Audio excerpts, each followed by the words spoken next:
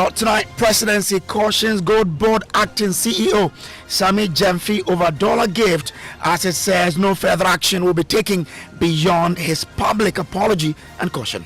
The Presidency acknowledges Mr. Sammy Gyamfi's immediate act of contrition and acknowledgement of the need to express regrets over that incident. When President Obama launched the Code of Conduct, he said that one of the remedies for any potential breach was a public apology. He also said one of the potential remedies was a caution from the highest levels of government.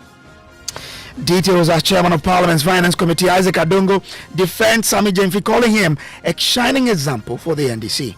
It's an error, he's erred, and I think he will learn from it. He still has a long future, and I do believe that we cannot throw out the bathwater with the baby. This is a shining star for us. He's so far done very well to start Gold Board from scratch. We have details here on Top Story, brought to you by Telecel Connecting Energies. My name is Kojo. Thanks for joining us to stay.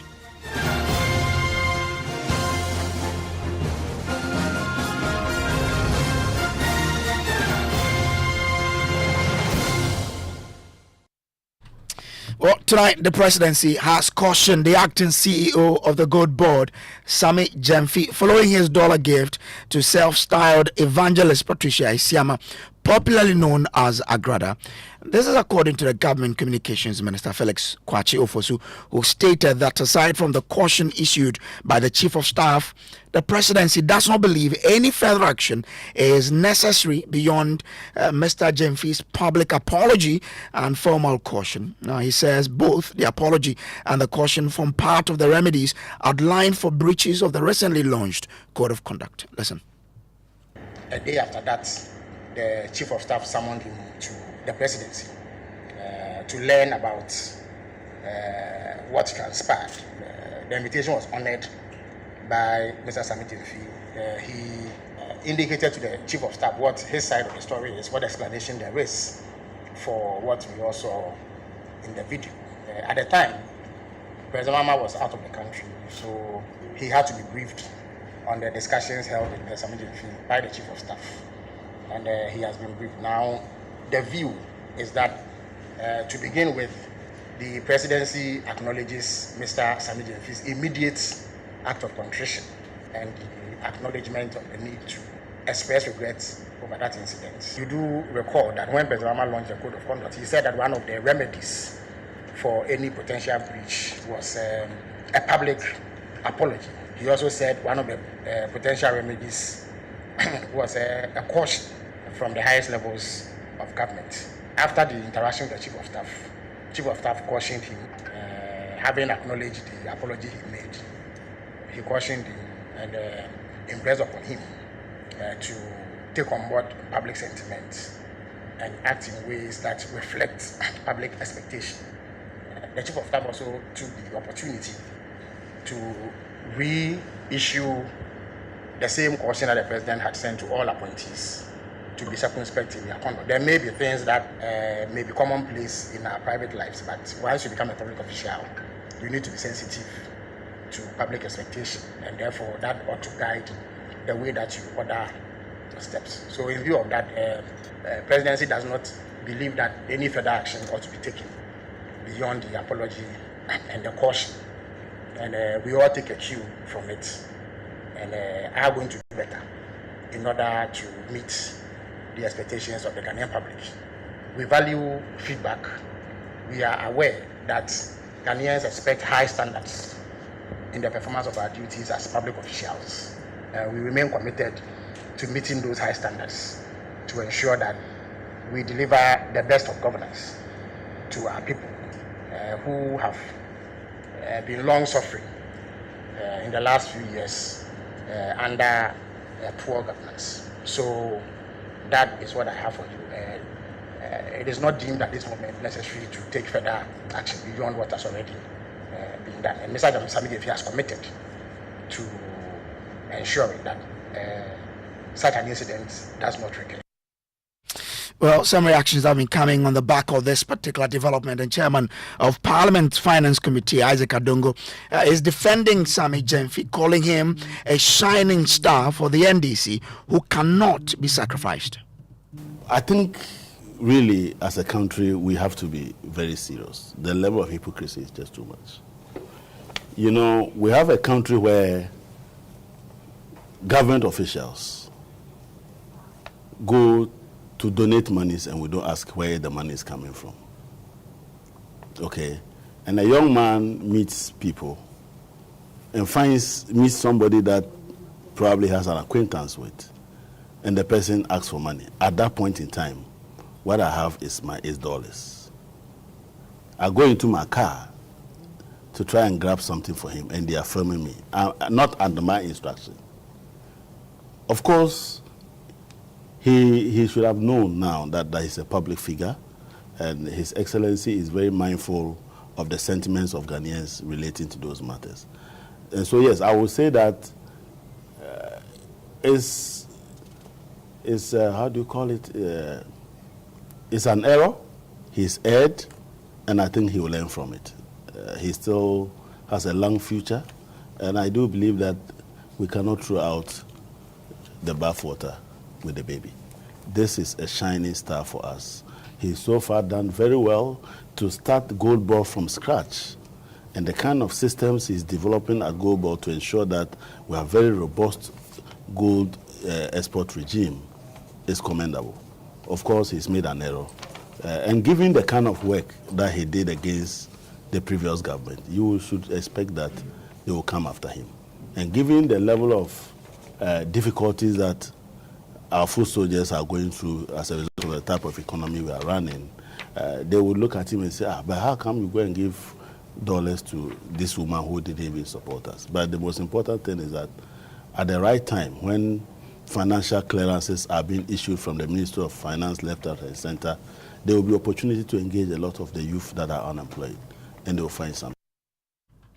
Isaac Adongo there, he is chairman of Parliament's Finance Committee, and he's been speaking to my colleague Evans Mensah in a yet-to-be-aired edition of PM Express, which is going to be aired tonight, on the Joy News channel.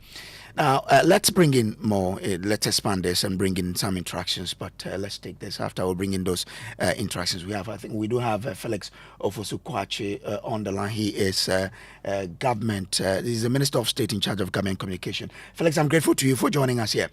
Now, I mean, there is a petition currently pending before SRAJ. Why didn't the presidency wait till the SRAJ completes its investigation?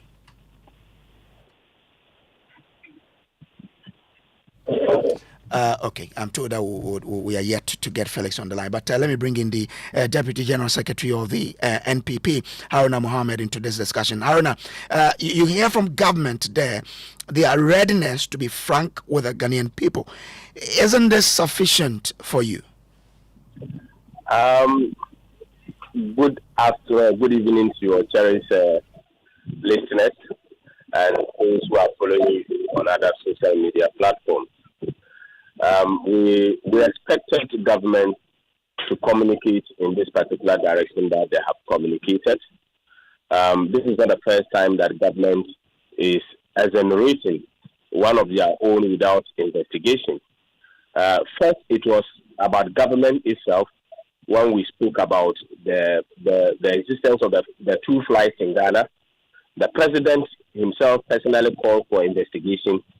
The same Felix Kwakye came out and defended and denied the statements that were made and dismissed what the Reverend Kojo was saying. This is the same person who, for the benefit of hindsight, is coming out again to clear Honorable Sammy Gyamfi for this particular act that has been communicated. But he isn't the one quote clearing, then as you use Sammy Gyamfi. He is reporting what the presidency has done. In this case, what I'm saying is not different. He communicated for the presidency when the president, in fact, was asking for investigation. He came out and cleared. In this particular circumstance, again, he's communicating to us. None of us has the benefit to see whether there's a report on that or whether there is any communication that is signed by any other authority. But we have to hear what he has said, and he's the one saying it. You have just asked a question about there's a pending investigation before Shraj. They are not interested to investigate. What they are interested in that, they are going to clear him. So there is a clear difference between this government and Nana Danko Kufuor. He was setting up the investigation. Investigation will bring a report. Based on the investigation, His Excellency the President will communicate. In this particular instance, there is no any investigation. There's no any investigation on this particular matter. Okay. All we are told is that he's been invited and then he's cautioned and he has apologized. Doesn't mean that any other minister or government appointee in this government, when the person commits a crime, the clearest thing for you to do to save yourself from this misconduct of the code of conduct is to apologize. Okay. That is what we have been told. Aaron, I'm grateful. Hold the line for me. Let me bring in Felix Kwachofoso himself joining us on the line. Felix, I'm grateful to you for joining. Now, we know an individual has petitioned Shraj to look into this matter. Why didn't the presidency wait for the Shraj to complete its investigation? You even heard from me. You've gone to call the MPP to come and say things that have no bearing on this particular matter. I've listened to the gentleman you are speaking to, and I'm shocked at the things that he's saying. I'm the spokesperson of government. I've come to tell you government's position. Exactly. And you are saying that because you've not seen a committee's report, it should not be said. When Sammy Gyamfi was appointed, who announced it? Was it not myself? It was yourself. So if it was myself, why is that acceptable? But if I see that in the matter in which the president has taken some action, these are the actions that have been taken, you say that one should not be taken. It shows you clear that the MPP was never really serious about this matter. They only sought to do politics. Again, the president has not been petitioned on any matter involving Sammy Gyamfi. If Shraj has been petitioned and you want to find out an update, it's a Shraj that you go to. That is what you do. So why then do you ask me to speak on behalf of Shraj? Well, you know that I don't work with Shraj. No, I'm not asking you to speak for Shraj. I'm asking you that once I'm coming. I'm not asking you to speak for Shraj. I'm saying that this same individual that you are speaking about is someone an individual has petitioned on the same conduct. So why not allow Shraj to complete its work before the presidency will take an action on it? Because won't people take that to say that you are clearing him ahead of that particular investigation? No. What has the gentleman petitioned Shraj for? Has anybody petitioned President Mahama on this matter? No. It was the presidency, through the chief of staff, that called Sammy Gyamfi and said that we had seen this. What is your response? He offers an explanation. It is weighed against the facts. And it is clear that, well, it is not something that requires additional measures beyond the apology and the caution, which has been done. So I don't know how the Shraj matter comes into this one. Again, how do you then say that until Shraj has looked into the matter, the government's own administrative processes should cease? There's no such injunction on government. So it is also important that when you get people to come and speak on radio, they speak in a manner that aligns with reason, with logic, with the law. So you don't just allow anybody to come and say anything and then you so Felix, it as a question to me. So Felix, no. It was my question to you. I told you were in the line area, but that doesn't matter. If Shraj comes out with an outcome that conflicts with this decision, how can we trust the presidency to implement their recommendation? Your question is so prejudicial. I'm struggling to appreciate the basis of it. You see, again, as a media person, you also have a responsibility to provide education, enlightenment to your viewers.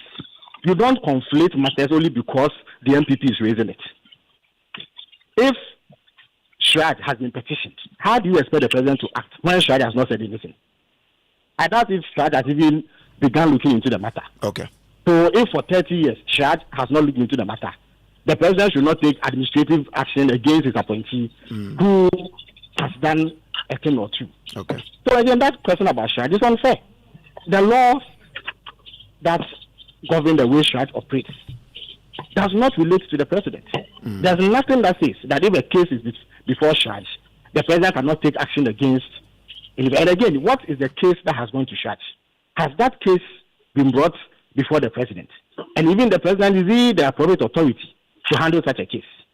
You know exactly what has gone into that petition by that NPP gentleman. And yet you are asking the president to do something that he has not been asked to do. I don't think that it is a fair question. So it does not arise what has happened is that there was a video that emerged about some action involving Mr. Sammy Gyamfi and the lady. It did not go down well with sections of the Ghanaian public. So the chief of staff, acting on behalf of the president, summoned Mr. Sammy Gyamfi. It is fair and just. Indeed, the laws of natural justice require that Sammy Gyamfi is hurtful, that he gives an account of his version of what happened. He states his position on the matter. He did that. It must then be weighed against the video. Then, once that is done, you also weigh it against what specific sanctions regime exists. In any event, it must be pointed out that giving money to someone is not necessarily something that is even covered in the Code of Conduct. The Code of Conduct has been published for everybody to hear, to see, I beg your pardon. You can download it and read it. There's no specific provision on giving something to anybody. However, because of the public reaction to the matter and the fact that the president respects and has due regard for public sentiments, it was looked into. We looked into it and saw that what we saw in the video does not warrant any further action beyond the public apology. And the public apology by Mr. Sammy Gyamfi shows a certain level of contrition, that he himself acknowledges that he could have done things differently.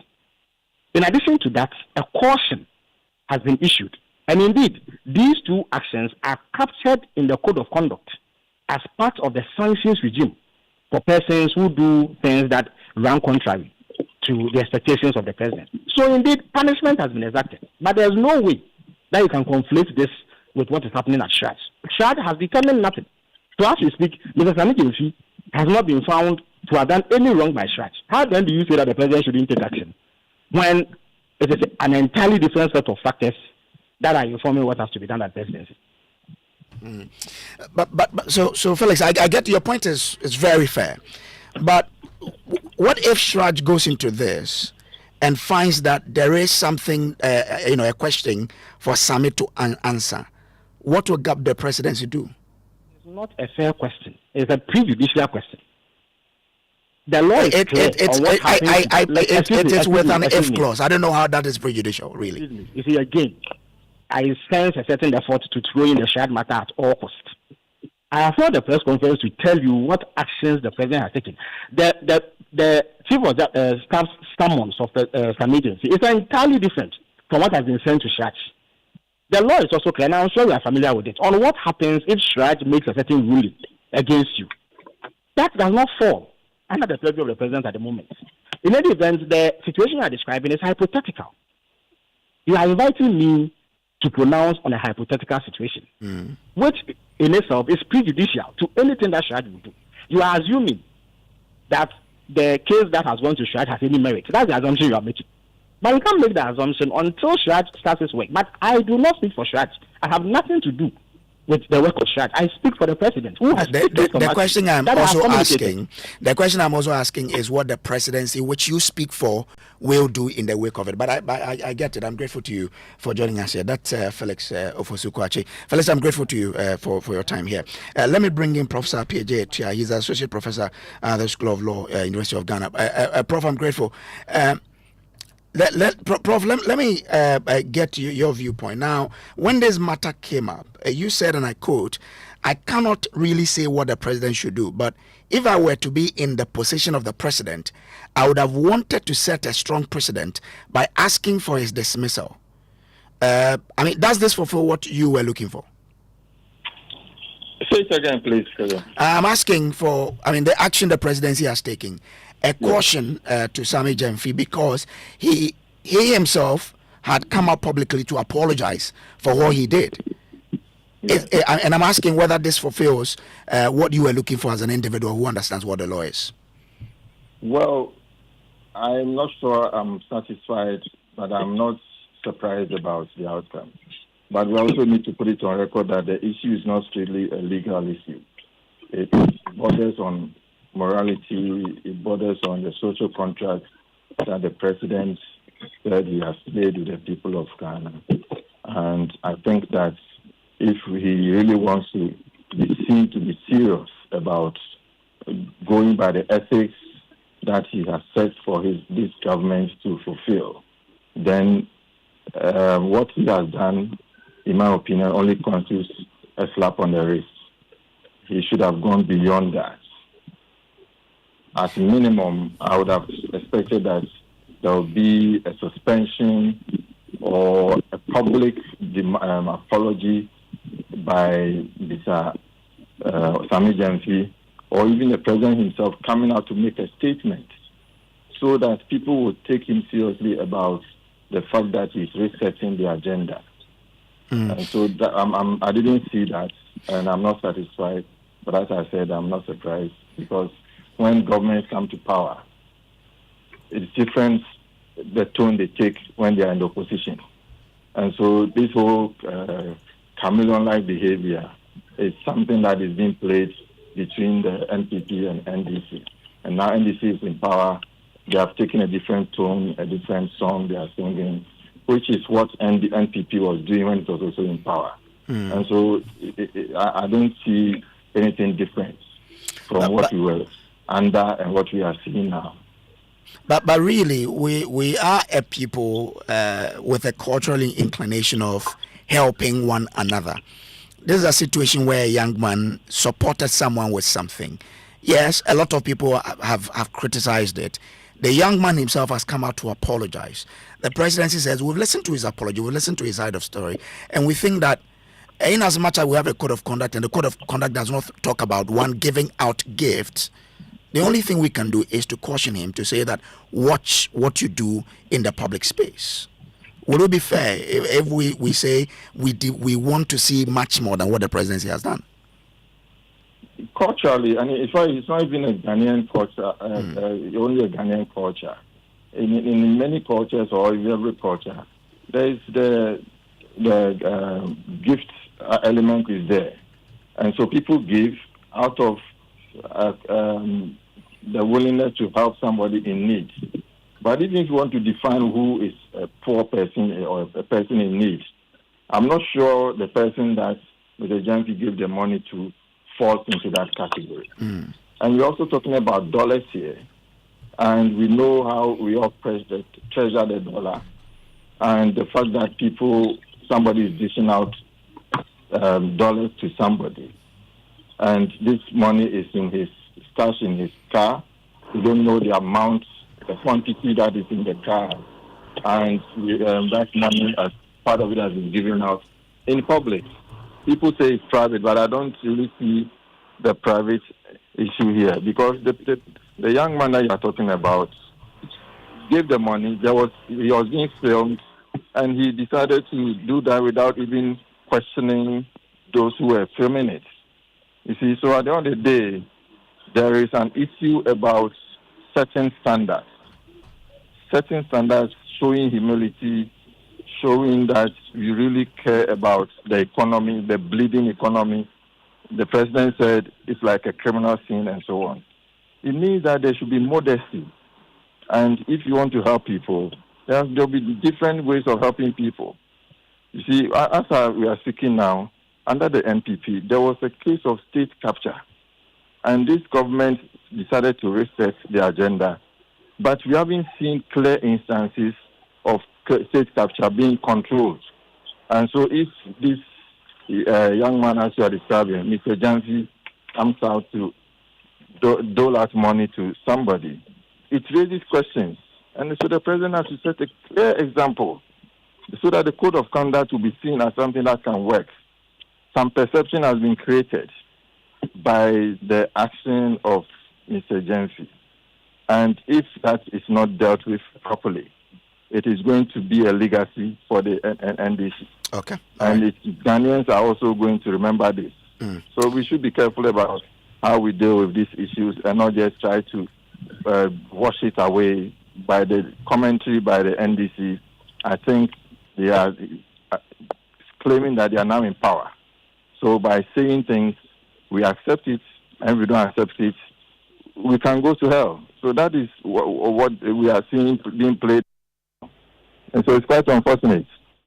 Prof, I'm grateful to you for joining us with your thought here. Prof. Sapi Jetia is Associate Professor of the School of Law, University of Ghana. Haruna Mohammed is still with me. Haruna, so, I mean, what specific allegation are you raising against Sammy? Is it because of the fact that the money he gave was in dollars, or the assumption that the money belongs to his office? What exactly are you accusing of?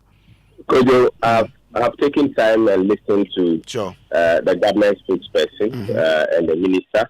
He says that what has happened has nothing to do with the code, that the code did not specifically mention about government officers giving out money. Does he expect to see that in the code? What the code said in section 1.2 required Sammy Gyamfi to manage his personal affairs in a manner that withstands the closest public scrutiny. And in 1.3, section 1.3 of the code expects that Mr. Sammy Gyamfi takes reasonable care to maintain the integrity and reputation of the office he occupies. And you are telling us that because giving of money is not captured. But what is very surprising, Kojo, let me make this particular point. He says that there is no any report before the president or a complaint before the president. There is no any petition before the president. And for you to ask him about a petition before Siraj is not acceptable. And went ahead to try to as if he's a schoolmaster that he needs to guide you as to how you do your journalism. Please, when Madame Cecilia Dapa case happened, there was no petition before the president. There was no any report before the president. It was Madame Cecilia Dapa who reported a matter of theft in her house. No, but Haruna, I want you to help. I want you to help us. The standards that they are setting, because they are in government today, everybody should go to hell. That is unacceptable. So Haruna, what is the real issue here? Is it that you assume that the money belongs to his office, or is it that the money was in dollars? Or what exactly, really, did the guy do wrong? Kojo, he himself has made a public statement when Madame Cecilia Dapa matter came. He said, and I quote, "Once money is found in your custody and you cannot account for the money, and that money is disproportionate to your income, you shall be deemed to commit the offense of money laundering." This is what he said. And this can be found in Section 1 of the Anti-Money Laundering Act of 2020, Act 1044. This is the same thing. This gentleman cannot account for the money that he had in his car, the money that he has doled out publicly, of which frowns on the code of conduct, which amount to misconduct. So Haruna, you are refusing the action by the presidency. You are refusing the apology by the action is not based on any findings. The action is based on their own resolution. That is what we are talking about. So once the action is not binding or the action is not found on any foundation or investigation, then the presidency cannot convince us. Just as the other panelists have said that we can go to hell, but we are watching. So Haruna, are you rejecting the action by the presidency? Oh, completely. It is not. It doesn't have any basis. We are not convinced that somebody should apologize. So today, if any other minister commits a crime, the person comes out to apologize, and that is all. Well, Haruna, the petitioner has withdrawn his petition at Siraj. What would the MP? No. I'm only asking. Now that you are rejecting the action by the presidency, what will you do? What will the MPP do? The same scenario that they put Cecilia Dapa on. Nobody petitioned the president. Cecilia Dapa was relieved of his post as minister. Okay. All right. The same standard that they put her through. She reported her own money that was stolen. And this person that we are talking about did not receive even 1 month or a day's salary. The person is sharing money in the public. Okay. We are being told in our face that the person has apologized. Therefore, we should forget about it and he has done nothing wrong. We are watching them. Aaron, I'm grateful to you, but we're just getting information that the young man, Eric Dumenu Akachi, has withdrawn his petition at the Commission on Human Rights and Administrative Justice. It's as I'm writing to formally withdraw the petition I submitted on 13th May 2025 with reference number 12212BL regarding the instances of corruption against Sammy Gyamfi, CEO of the Ghana Gold Board. After careful consideration, I've decided that it isn't the best interest to withdraw this petition.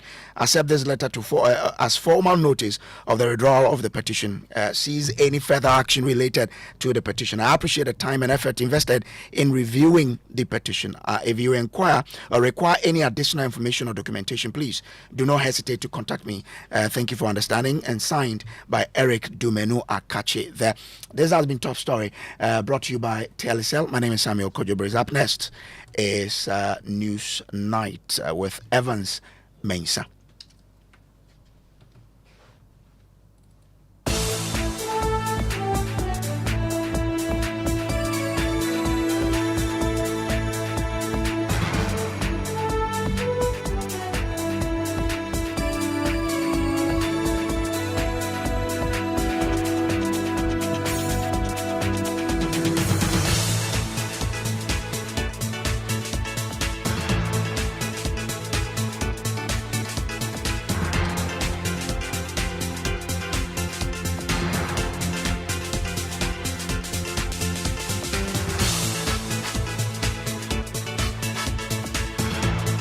In the next 60 minutes here on News Night, if you operate a dollar account, the Bank of Ghana has served notice. You can no longer withdraw your own dollars over the counter. You cannot use our banking system to trade speculation. So if you put your dollars there, we'll trap the dollars. Go and put your money in your bank account and go and get whether you get a dollar in Ghana here. Whatever. You can sweat blood. You can sweat blood and get the dollars. To withdraw my dollars. You say they'll give you. You withdraw the dollars to buy fufu in Ghana. You cannot. I can't withdraw my own dollars from the counter. No, you will be giving cedis because your legal tender is cedis. Also tonight, Auditor General John Selma reveals recovering a staggering 12.7 billion cedis out of 38.9 billion cedis disallowed over a period of 4 years. We bring you details as his office says it has saved Ghana 86 million cedis from payroll fraud. Also tonight, government explores private sector involvement in railway operations as Ghana railway workers sit down strike of unpaid salaries and poor conditions of service enters day 2. Step number 2. We are equally going to conduct market sounding for private sector participation on the continuation of the Western Railway line from Hini Valley through to Junkwa to Buankra on the right leg, and from details as workers blame the Ghana Railway Company for the delay in the Tema and Pakadan train service, citing the company's inability to fuel the train despite completion of repairs on the crashed polished locomotive. Repair 4 months more. Almost 4 months. Sure. That's so. Can't fool one some intimate for. And phone is so intimate for workers in intimate to another. That's an intimate talk. Company in company in Niska because new CEO I didn't boss is scared. In business, prices of petroleum products are expected to continue declining at the pumps as long as the Ghana city continues with its good run. And in sports, Ghana is set to host some 16 countries for the maiden edition of the WAFU A and B Under 20 Cup in June at the Ghana Man Soccer Center of Excellence. And then later, consumers push back against traders who say Ghanaians can only benefit from the city's recent improved performance when new imports hit the markets in 2 months. We are begging Guta to quickly come in before 2 months so that we will have our peace of mind. Send me a WhatsApp tonight, 05511119997. Details after this. Telecel Cash has the lowest transfer charges ever in Ghana. Send it keke with Telecel Cash. You for sort out your old boy, send it keke. Your girl they bill you, send it keke. Merchant payment, send it keke to all networks. T-Cash agents in Swatch baby.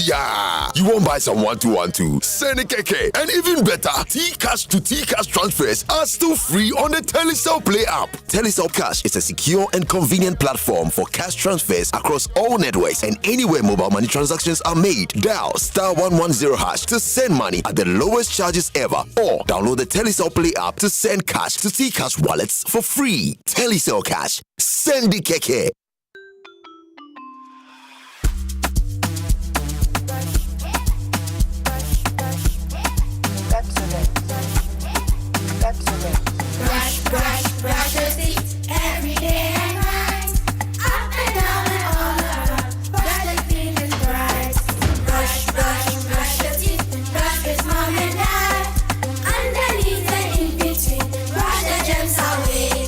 Pepsodent, cavity protection. For 10 times stronger. This advert is FDA approved. You're live here on Newsnight. It's on Joy 99.7 FM. Tonight, if you operate a dollar account, the Bank of Ghana has a notice for you. You can no longer withdraw your own dollars over the counter. Board member of the Central Bank and chair of Parliament's Finance Committee, Isaac Adongo, says banks who violate this particular notice will be sanctioned. Listen. You can no longer speculate with a bank account in dollars. Because when you put the money in dollars into a bank account, we'll give you the dollars only when you need it for a dollar-denominated transaction outside of our country. Because dollars must be spent outside, not inside.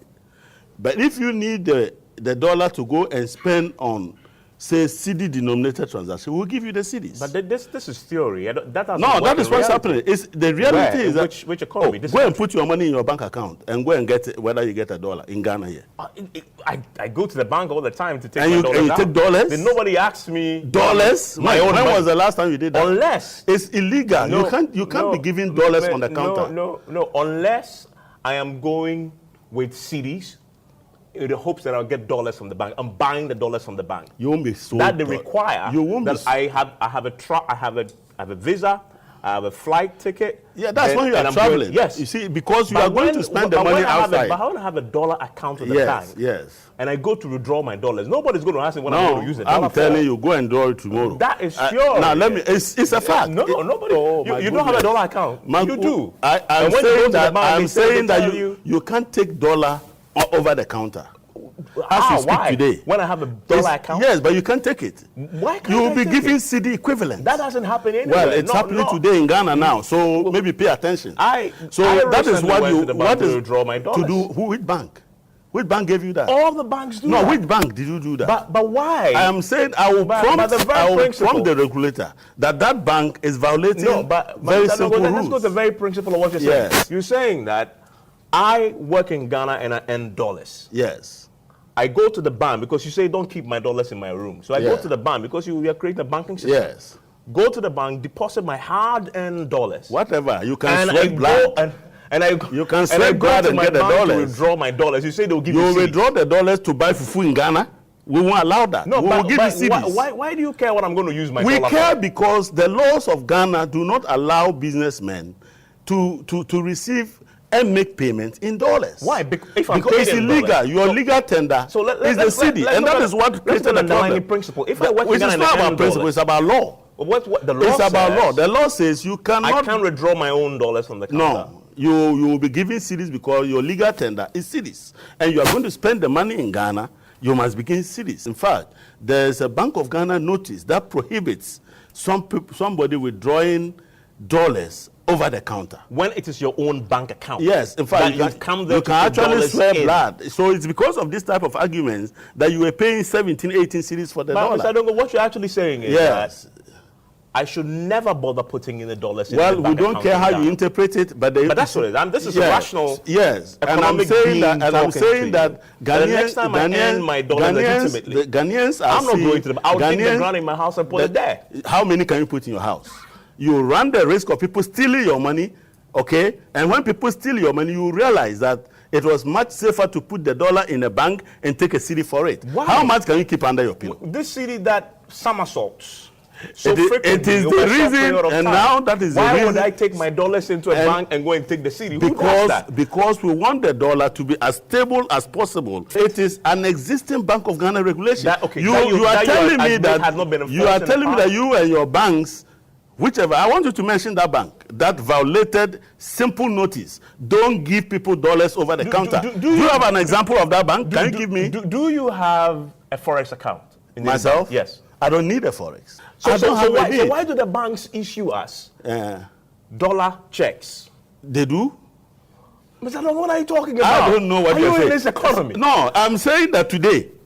Why do the banks issue us dollar checks? Because I don't know about that. But I'm saying pound checks. And they take. And you can go to the counter and sign on the dotted line your check. When was the last time and withdraw? When was the last time you did that? I don't care about those checks. I'm saying that the effect is that you can't go and withdraw dollars over the counter. I mean, that's what I want to clarify. Is it something you want to now enforce? It is something in force. Those who were buying dollars and stocking them in our bank accounts, and looking for arbitrage opportunities. Today cannot do that, because when you take your dollar to the bank account, it is not a safe investment for you. So you put it there. Well, you need cedis to spend in Ghana, we'll give you cedis. You need dollars to spend outside of Ghana, we'll give you dollars. But you cannot have dollars at the bank to spend in Ghana. Remember in 2013? Yes. When the dollar depreciated very sharply, yes, the BOG governor at the time did a fascinating press conference where he announced, I remember this policy, yes, that what you announced, insisting that it's going to happen. Yeah.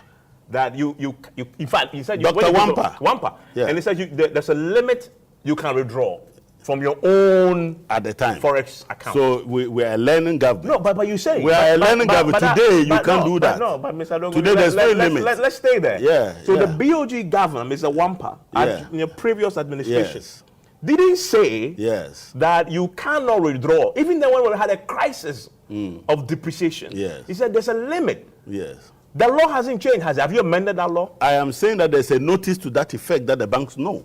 That what? You can't that you cannot give dollars to people over the counter. But that contradicts that position. We are not in Iwampa's era. We are in Dr. Siama's era. So you say that not even limit zero. So you can't take Dr. any Aqua, dollar Dr. Aqua was allowing you to take any amount of dollars. No, it he placed a limit on what you can withdraw. That is Wampa. And that wasn't sustainable. I'm saying that is Wampa. That said there was a limit. But it didn't even work with the limit. You remember? But today is working. There was a backlash. But today is working. Eventually, they had to roll back that policy. I'm saying today it's working. So if the limit didn't work, why do you think a zero withdrawal of your own dollars will work? Because it's working. Dr. Daniel Sedo is a banking consultant. Daniel Enim is a financial analyst, and Dr. Tia Kabiru is a member of the finance committee. Adongo, you just heard there, is a board member at the central bank, the BOG. Dr. Sedo, your reaction to what you just heard? Hello, Dr. Sedo, can you hear me? Okay, I don't seem to have Dr. Sedo on. He will join us on Zoom. Let me bring in Daniel Enim, who's joining. Hear me? I can hear you now, yes. Well, your reaction to what you just heard from the board member of the BOG, there, notice to banks that if you have a dollar account or a forex account in any of the banks, you can no longer withdraw over the counter. You go there, you will be giving CDs. Well, I would say it's just unfortunate. Very, very unfortunate. First, we allow people to take their monies into the bank. The bank receive those monies. It's the right thing to do. When they need their money, they pick those monies back. Now, the bigger issue is what informs people taking their dollars to the bank. It's because our currency is a weak currency, and human beings are rational people. So when they make money, they make this rational decision.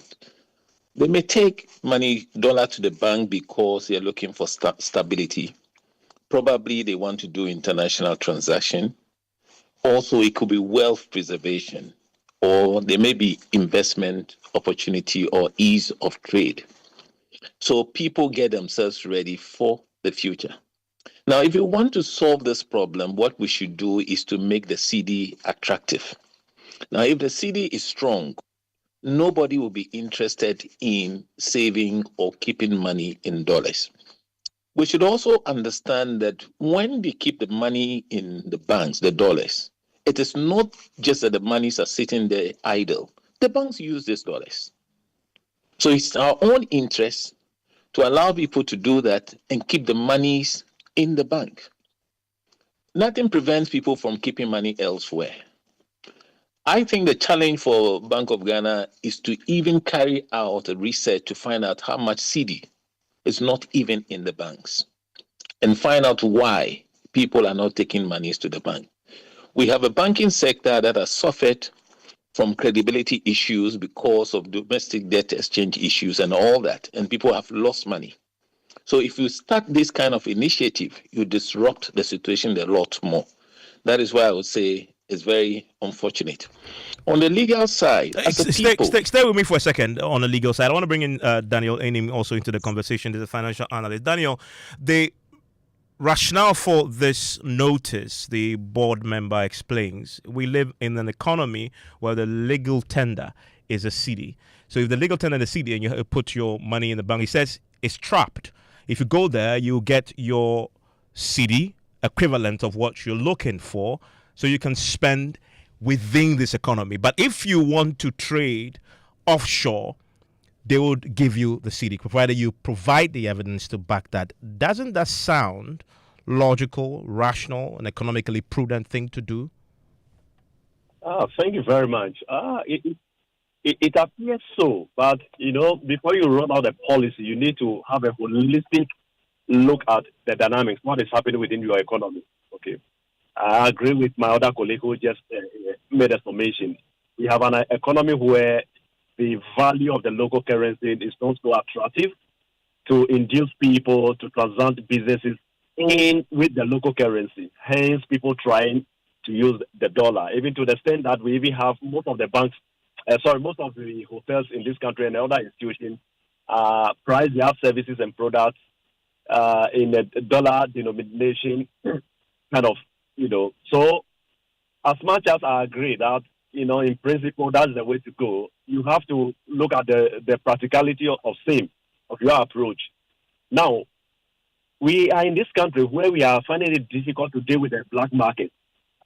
So even if you wanted to implement this policy, granted that this is the way to go to solve the issue that is happening. Let's assume that is the way to go.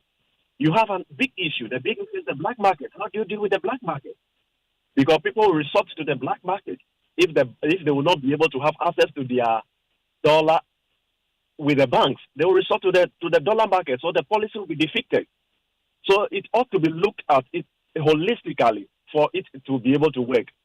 To my mind, the way forward is that it appears we are so reactive to situation in this part of our world. Okay, some of these decisions should be backed by research and critical analysis. What I would recommend is that government roll it out in phases.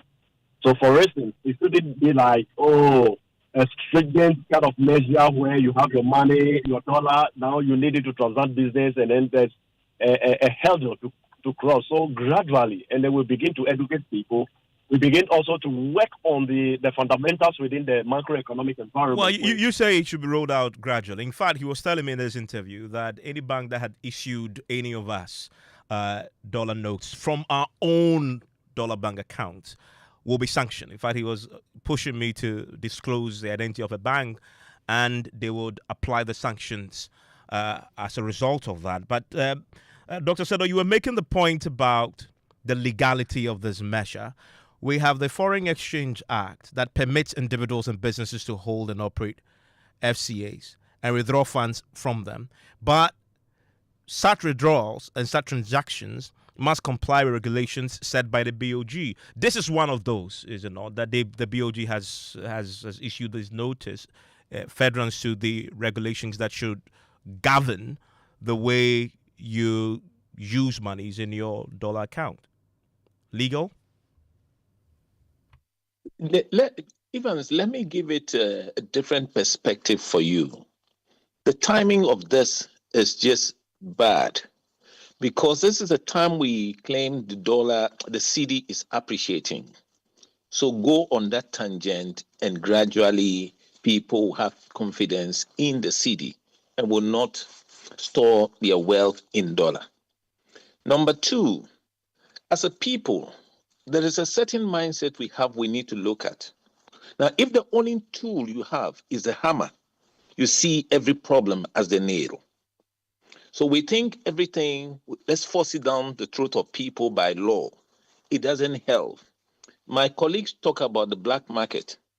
It operates. People will find another means to solve this problem or attend to their real need. As leaders, we need to interrogate issues, research them further, and have policies that are effective and that will work the long term. There is no need passing any law. There's no need referring anybody to any law. You made reference to what happened previously, and it never worked. I do not believe this time it will work. The earlier we stop it, the better it will be for all of us. Let's improve the economy. Let's get the cedi to be strong, and nobody will be interested in the dollar. So my position, the legal side, I was going to say, let us not focus on legality. You've accepted my dollar. Give it back to me if you don't want to keep it, and tell me I shouldn't bring it again. That ends it.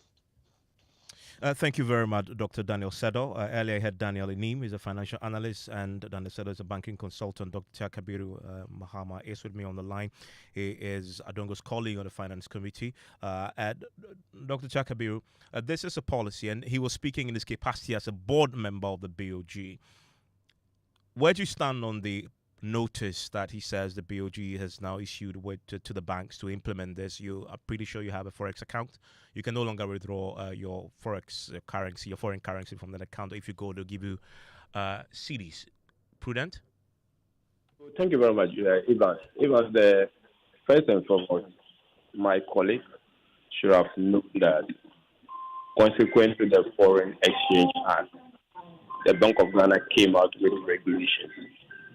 And the regulations allow that businesses and individuals with accounts, foreign accounts, are allowed to withdraw up to $10,000 now, $10,000. And then you can even withdraw up to $50,000 with subsequent documentation.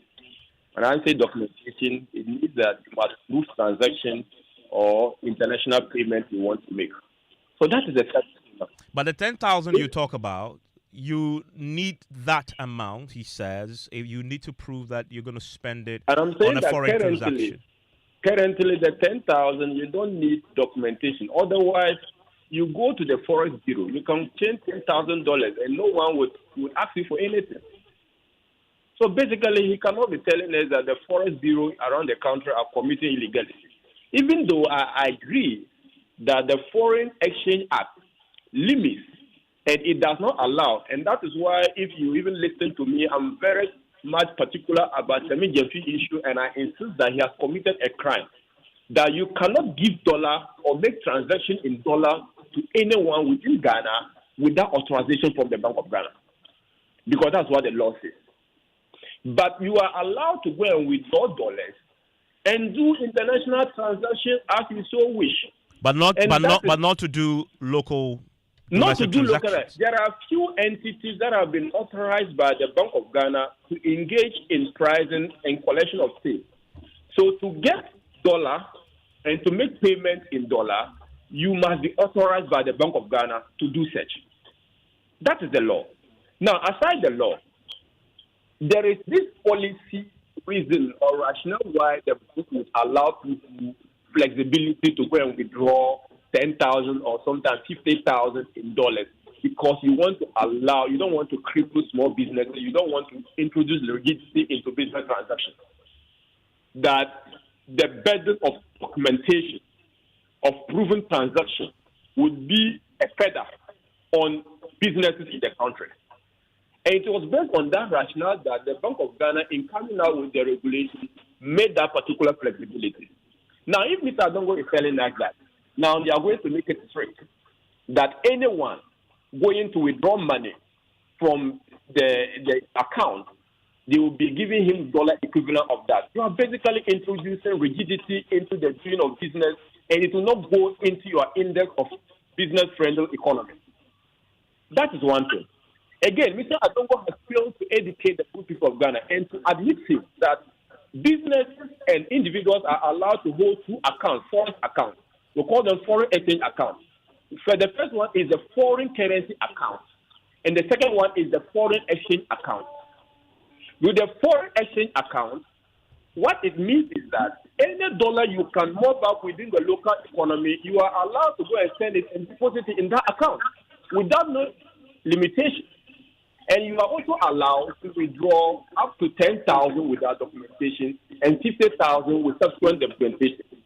Yeah, he doesn't dispute that. His point fundamentally is if you intend to spend it in the local economy, the banks have been empowered to give you a CD equivalent and not the dollars in your account. It's not introducing documentation into the 10,000.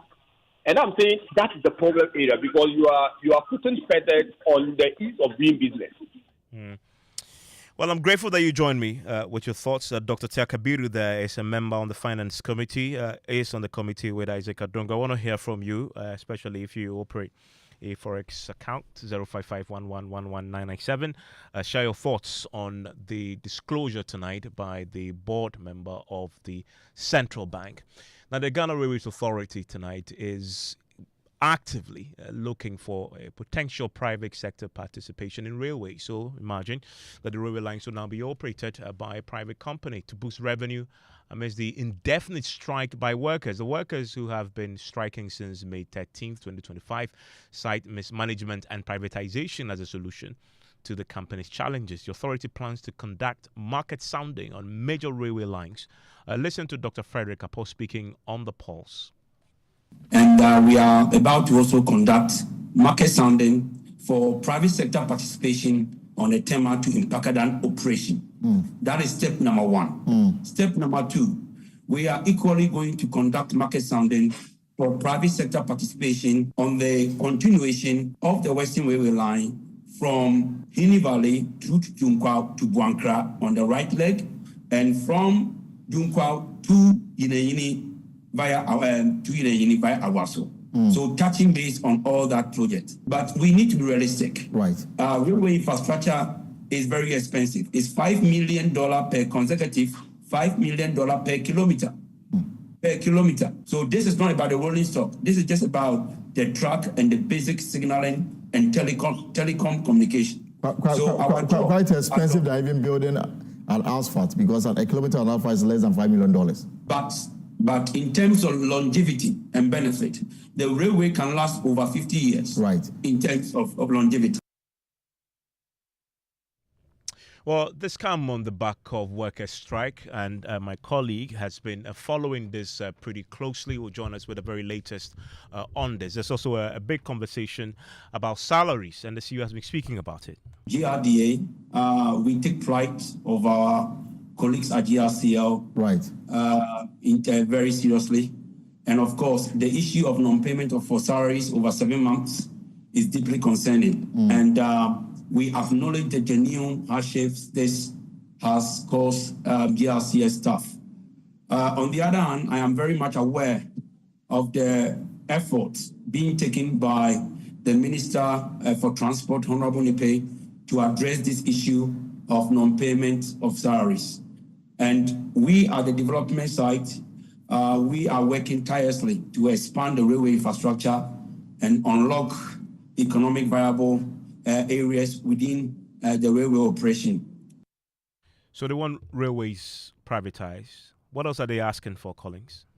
So they are demanding for 7 months of unpaid salaries, and also they are asking the government to sack the management, or in order to replace the management of the Ghana Railway Company. So these are some of the demands that they are making. Thank you very much, Collins. And there has today been quite a bit on the Tema Impakadan railway issue also. Do we have any clarity on this particular subject too? Yes. When we go to the Tema station, we realized that the workshop belonging to the Ghana Railway Development Authority was housing the Tema Impakadan railway train, the polish train. And what we got to know was that the train has actually undergone maintenance after 4 months now.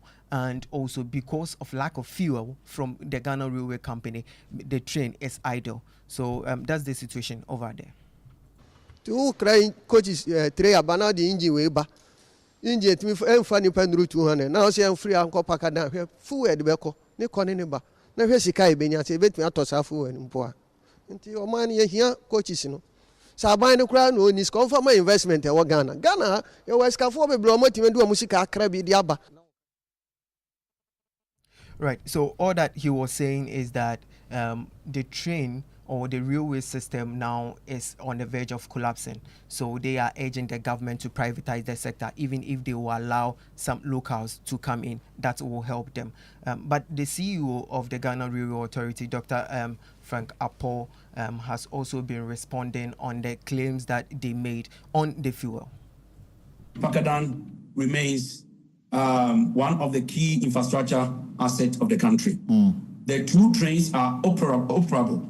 They are operable. They are in good condition, ready to go. And the fact that the trains are not working has got nothing to do with fuel shortages. That's the claim of the Yes. Has got nothing to do with fuel shortages. On the 15th of March, we embarked on the truck inspection of Tama to Ipakadan.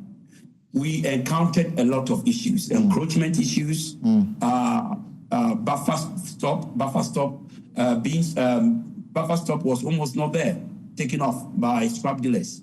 Most of the nut and screw slots have been illegally taken from the line. We are in the process of rectifying all these issues. And at the moment, I can confidently say that 75% of the ongoing defect mitigation action plans is almost done. We are almost complete in terms of the mitigation plan. Well, let's bring in quickly Austin Game is a labor consultant, joins us on the line. And Austin, I'm grateful that you could join us on this. And briefly, the workers are asking for a few things. They want privatization. They've been on a sit-down strike for a while. What they are asking for takes time. Fair that they have taken this stance when the issues are currently being discussed, yet to have any clarity on how the management will proceed on resolving them. I appreciate the call, and I empathize with my friends who are the workers there. But the approach is a bit problematic. I don't know who the General Secretary of the union is today, but let me assume that they are listening to him. When you are calling for people they've got money and they should come and invest in this heavily capital-intensive project, and you are on strike, obviously nobody will be willing to come because they assume that is the character, is the organizational culture of the working people. So I am pleading with them ad initio that if they want people to invest in this particular project, then they will have to learn how to engage in a labor management cooperation kind of approach. In industrial relations in this 21st century, people are not supposed to be embarking upon strike in demand for their rights. I sincerely empathize with them. But this has been the norm. That will become this has been concern. Mr. Game, this has been the labor practice of all the labor unions over the years. I mean, if you have an issue and you have a grievance, they always resort to strikes, and they're always effective. Well, we are in a different dispensation now, and it has been like that. I appreciate the issue you are raising. I mean, when you say different dispensation, what has changed? Look, a lot has changed. We have a Labor Act and we have a National Labor Commission, an independent body, not like any other commissions. And the people who are sitting at the commission there are elected by unions, are elected by employers, and elected by government as a tripartite body. The chairman is a product of both labor unions and the employer, not government. Except that all the agencies you mentioned have always existed, and yet workers have always gone on strike. I appreciate that, and I'm trying to say that it's a complete misnomer in this country. It's something that we have been doing, and it has created problems for us up to date. Now we have virtually a 5-month-old government. If I were to be them, we'll go with this noble idea that can you engage in a PPP or sort to enable us to become productive people, and the business would be there for us, for our job security. 7 months you have not been paid. You have a government that is barely 5 months old. There's no excuse for it though. So I think that is in their destiny is in their own hands. The railway system can become viable if it is properly planned and managed strategically. Thank you very much. Austin Game is the labor consultant there, speaking to us about the railway sector and the workers' decision to embark on an indefinite strike. George Gyamfi is joining me right now with business, and we've just been hearing a lot about the foreign currency rules and the announcement by the board member of the BOG of the notice that has now been given to the banks to implement. George Gyamfi is joining me right now with business. Hello, George.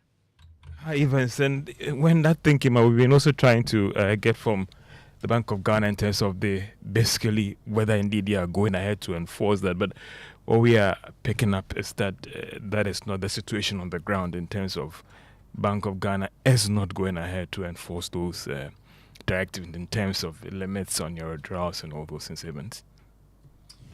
What else do you have in the headlines? Well, Evans, coming up in business, prices of petroleum products expected to continue declining at the pumps as long as city's good run doesn't end anytime soon. And the Bank of Ghana Governor Dr. Johnson is here reaffirms commitment to seamless cross-border financial transactions. The Business News on Newsnight is brought to you by MTN Business. Welcome to the new world of business. The other day, I visited Kweku at his spunky new office to congratulate him on opening his business. And man, was I impressed. The business is just moving quick. The sales, customers, everything is just working seamlessly. The secret? He said, it's MTN Business Broadband. In this fast-paced environment, we need fast and reliable internet to support all business types. No laggy online meetings, great download and upload speeds, impeccable business management systems, all inclusive. I mean, you can have it all. Shout! I signed on immediately. To enable your business stay ahead and stay connected, make sure you're signed on to the best internet made just for businesses. MTN Business Broadband. Sign up today on broadband.mtn.com.gh and manage your account on my MTN app. Call 0244 308 111 for more information. We are good together everywhere you go.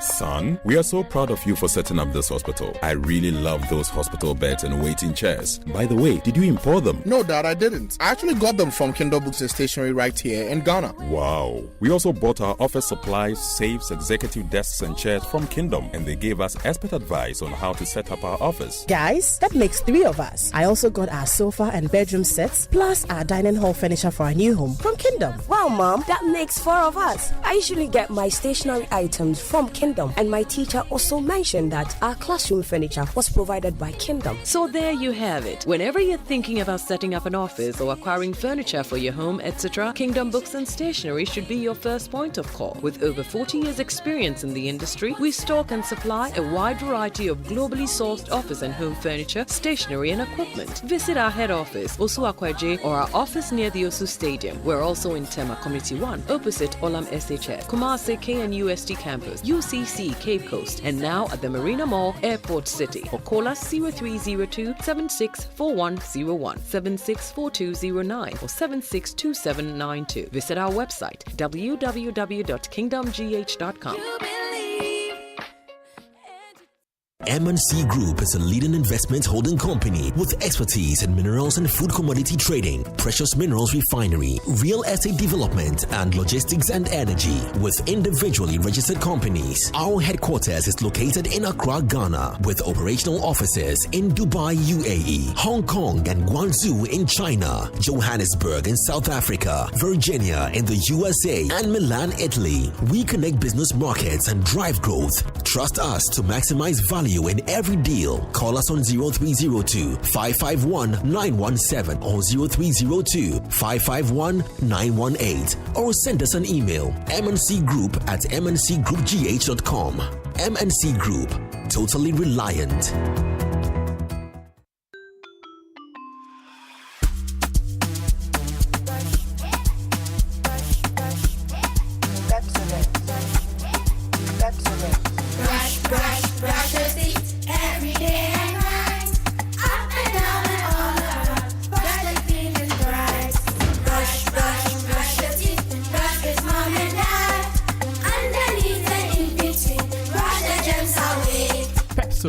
Cavity protection.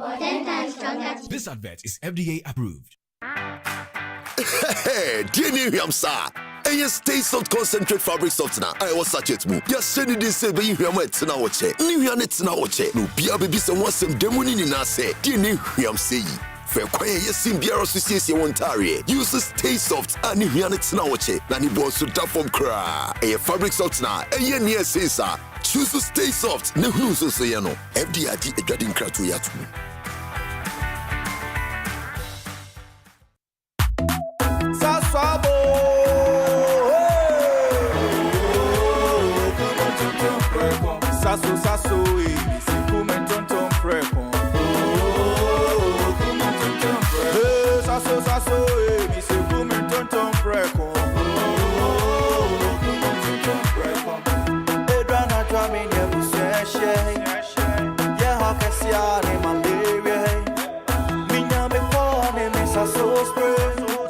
Every mosquito started run away. Oh, come on, tonton preko. Sasso, mi se come tonton preko. Oh, come on, tonton preko. Sasso, come tonton preko. Nani sham ne die, demo stronko. This advert is FDA approved. George, we're getting a lot of reaction on the back of the Isaac Adongo's disclosure about the BOG's decision to send notices to the banks and not to issue you with dollar notes, or if you like any other foreign currency from your own bank account, but issue you with the CD equivalent. So you can no longer withdraw from your own dollar account over the counter unless they give you the CD equivalent. You've been working your sources at the BOD, speaking to the management there. What are they been saying? Have you been giving a clarity on this? Well, what we have picked up from the regulator is that as far as they are concerned and as we speak right now, they are not enforcing any of such directives as we speak right now. Evans, don't forget that there are several regulations when it comes to the FX space. There are some that Bank of Ghana is actively enforcing, and there are some that Bank of Ghana is also watching developments on the market before they react. And as far as when it comes to restricting dollar withdrawals over the counter, putting limits and all the rest, as far as we are concerned now, BOG is not enforcing any directive to that effect. No, well, he's a member of the board, as you know. Maybe these discussions came up at the board level, but so we'll see. I mean, the enforcement of it. The governor himself is the board chairman. So he would know.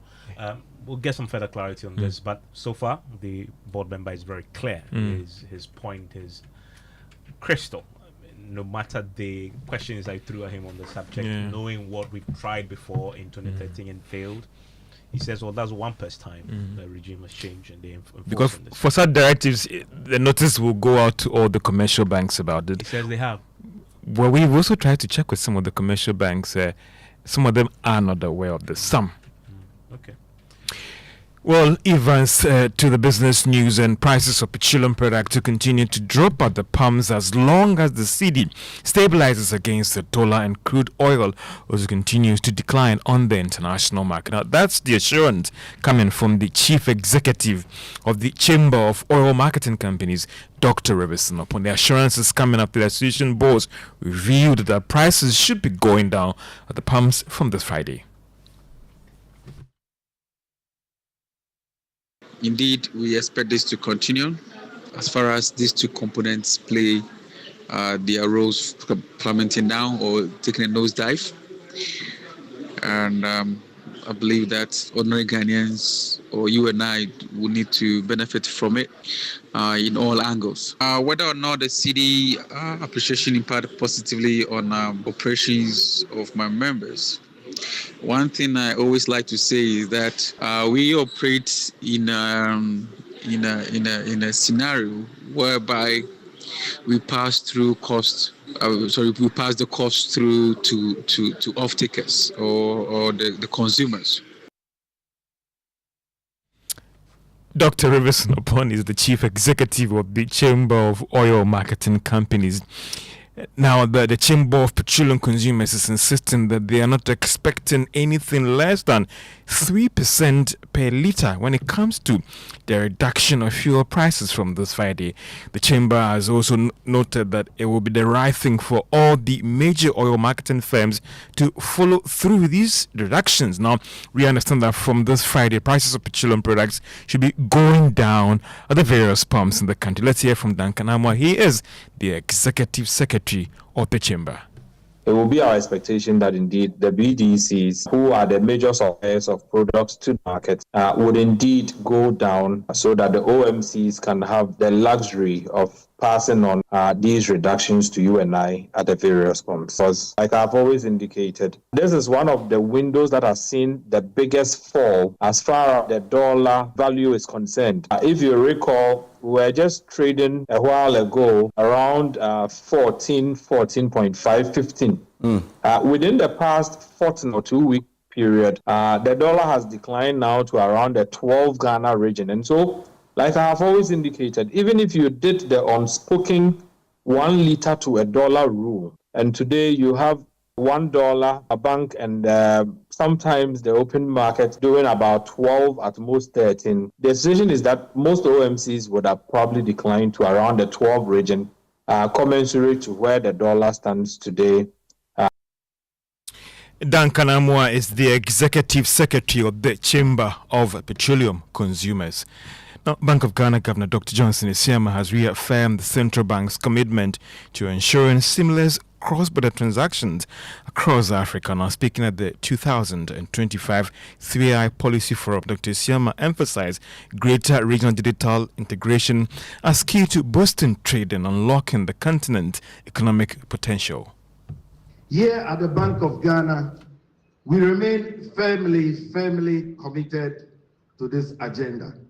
Our work, for example, with the Pan-African Payment and Settlement System, or the PAPS, and more recently, our bilateral fintech passporting collaboration with the National Bank of Rwanda.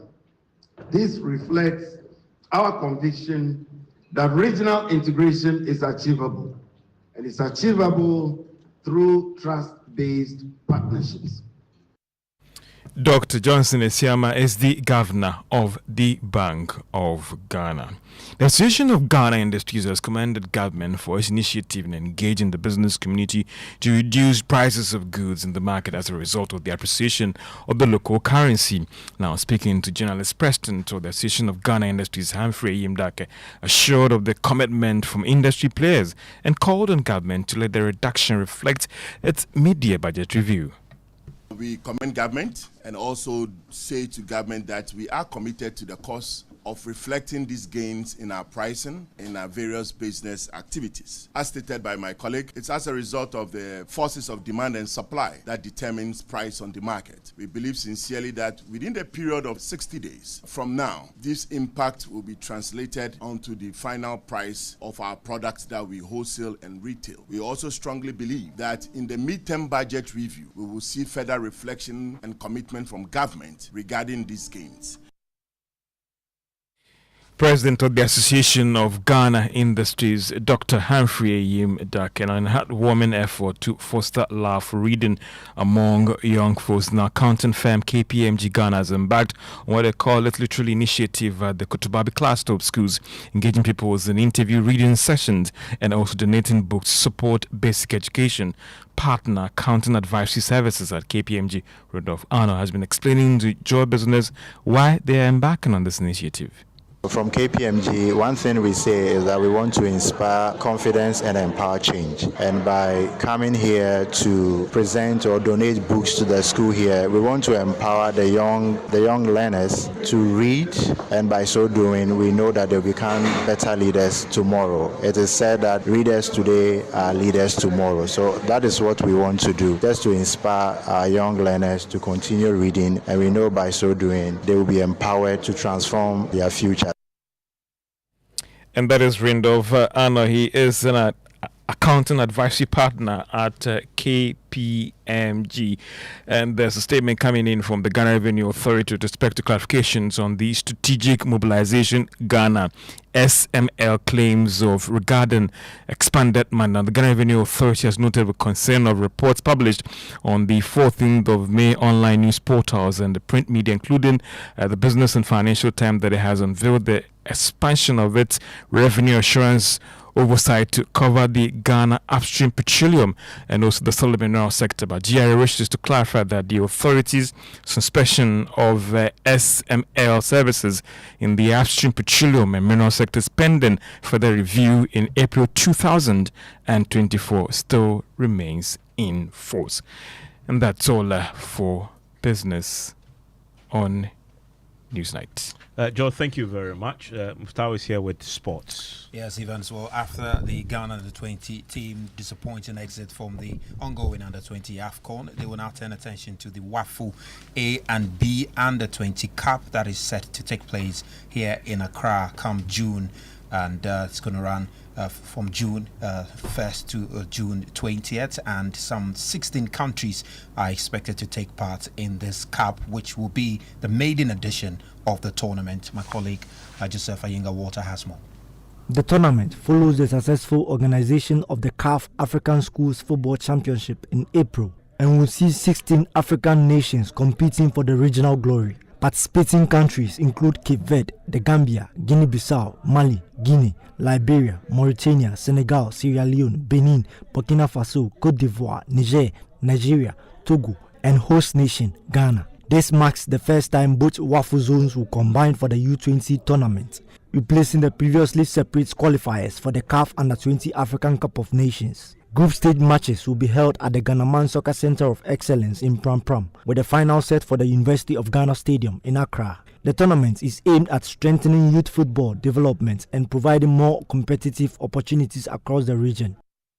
That's Joseph Ayinga-Walter there, and a quick one from the camp of Manchester United, and their manager Ruben Amorim is saying he has no intention of walking out on the club. And remember, in the aftermath of the Sunday's Premier League defeat by West Ham, Amorim had said that if he could not sort out the club's problems out heading into next season, then United should find someone who could. However, he has clarified that that comment were taken out of context, and that he meant that he will do all he can to fix the club's problem, and in fact he is far from quitting.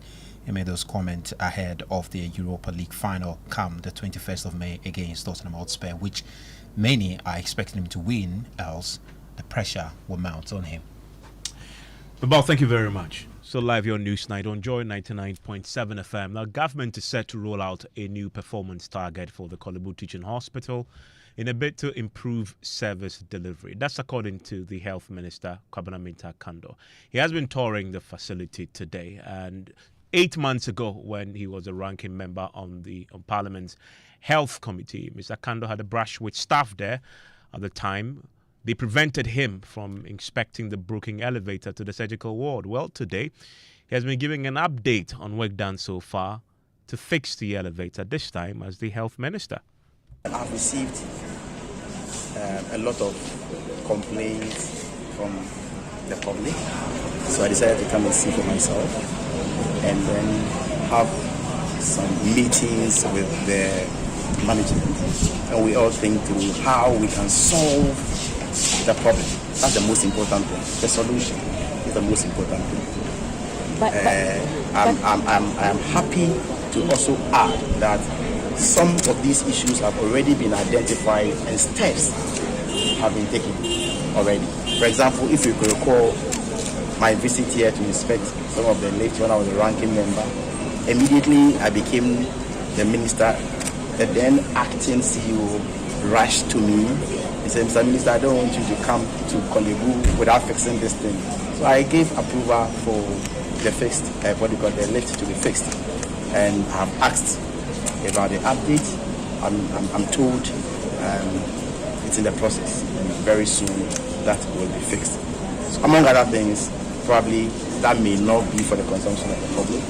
But what's important is that to have the first-hand information, and then together we all think through it. We are going to develop new KPIs, new policy directions, and without sounding repetitive, they are aware of some of them. Well, he also disclosed that all hospitals will now have dedicated accounts into which they will deposit proceeds from the use of the equipment they run. Now, it's the government's position that any medical equipment you use at the health facility, you have an exclusive account where you put the proceeds in that account when the machine is obsolete or where you need to fix it, you go into the account and take money to fix it. I am not oblivious of the fact that public health facilities don't charge as much as private facilities. But I always tell them that the bird that lays the golden egg must not be killed. So where we can generate enough money, we must always keep those places running, no matter what, non-negotiable. If you look at the structures, what it tells you is that we have a very, very poor maintenance culture. Some of these things have been abandoned for a very long time. We are all going to go back to see how we can do it. And I am happy with the responses I'm getting from some of the members of the management. They are all with me. I mean, largely they agree with me with all the policies I'm trying to roll out and all that. So,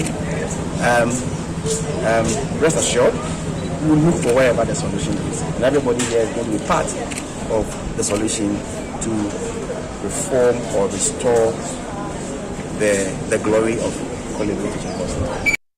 Minta Kando is Health Minister. Let's do some climate migration now. Shifting weather patterns and logging jeopardizing the survival of share trees and the livelihood of people who depend on it. Now, Joy News' Mahmoud Muhammad Nuruddin reports on how women who previously relied on share nuts for a living have no choice but to travel to cities in search of non-existent jobs.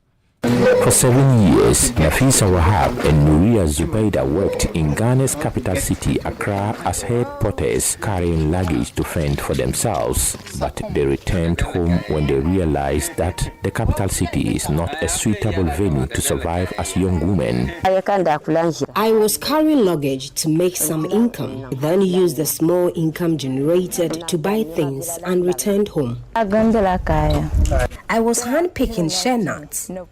It was not fruiting anymore, so I had to leave for Accra. Both in their mid-20s, they now live in their hometown called Sumpini and Kojo in the Savannah region, where everyone relied on share fruits for survival. Like Nafisa and Nuria, almost everyone in the villages harvested ripe fruits for sale to earn an income. I was collecting the share nuts and making some money. When share nuts were in abundance, we could pick them for 1 week and process them to make 1,000 Ghana cedis or 600 Ghana cedis. They are just two of hundreds of young women who migrate to the cities every year, hoping to make a better living. For women in northern Ghana who hand-produce shea butter in their homes, it is a source of food, medication, cosmetics for skin and hair. But the women do not know why the trees are not bearing much fruits anymore. The shea tree no longer bears fruit as it once did. This forces us to concentrate on charcoal production. The shea tree grows mostly in the wild, and residents say no one owns it because it germinates, grows on its own, and has no natural enemies. The alarming number of dying shea trees requires immediate attention. A report by Mohammed Nuruddin. Climate Focus is brought to you by Joy News in partnership with Youth Bridge Foundation, bridging gaps for positive youth development, and the Climate Development Knowledge Network. And you're still live, your news night. Just before we go, a couple of your messages.